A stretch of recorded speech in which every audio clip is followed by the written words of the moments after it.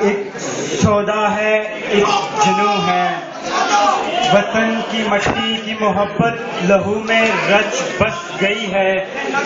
دشمن کے جرنیل نے للکارا ہے کہ وہ صبح کا ناشتہ لاہور کرے گا.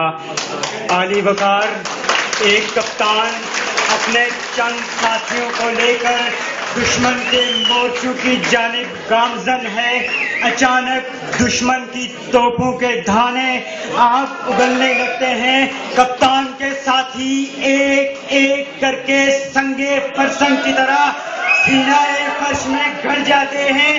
دور گاؤں کی کسی مسجد سے اللہ اکبر کی صدا بلند ہوتی ہے. فضائے بدر یاد آتی ہے. گولیوں کی بوچھار تیز ہوتی ہے. ایک سنسناتی گولی کپتان کے سینے کو چیرتی ہوئی پار ہو جاتی ہے. خیال الصلاح پر بدن ٹھنڈا ہو جاتا ہے.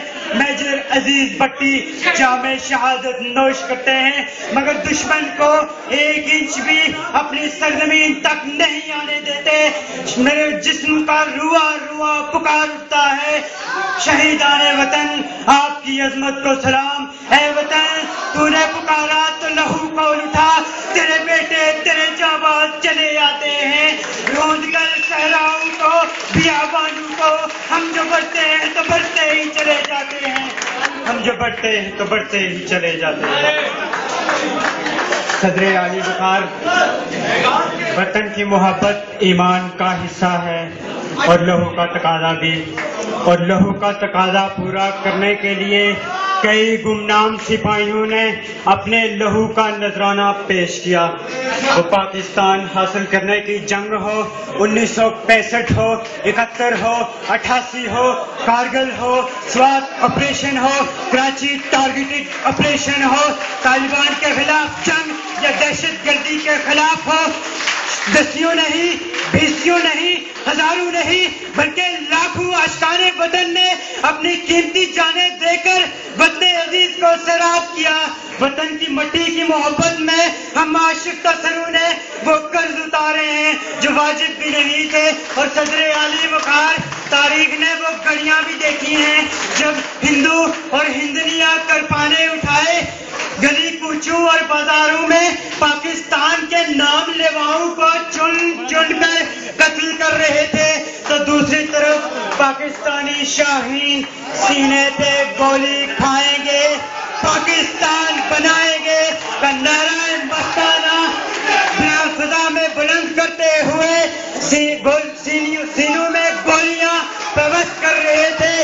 اور عالی وقار سورج کو نگاہیں گاڑ کر دیکھنے والی آنکھیں گواہ ہیں کہ جب منافق اعظم نے ہماری صفوں میں انتشار پیدا کرنا چاہا تو ہم نے جہاد کا رخ زمین کی طرف موڑ دیا. پھر ہم نے درگاہی میں خود کو بموں سے اڑا دیا. پھر ہم نے اپنے جسموں کے ساتھ بارود باندھ کر ٹینکوں کے نیچے لیٹ جاتے ہیں. پھر ہم سوات کو طالبان سے آزاد کرواتے ہیں. پھر ہم یاری کی حفاظت میں برف کے تودے کو گلے سے لگا لیتے ہیں. پھر ہم پاکستانی پرچم کو سیاچین میں لہرا دیتے ہیں. پھر ہم دہشت گردوں کو ان کے بند کیمپوں میں ہلاک کرتے ہیں.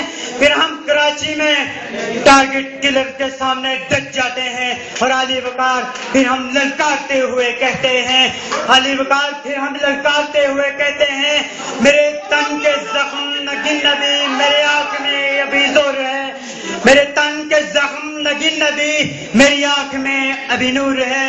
میرے بازو میں نگاہ کر میرے جو غرور تھا سو غرور ہے، جو غرور تھا سو غرور ہے. شکریہ. Well done, Saddam Ashraf. Now I would like to invite Sardar Bilal Khan from Hull Sciences to deliver a speech on Burn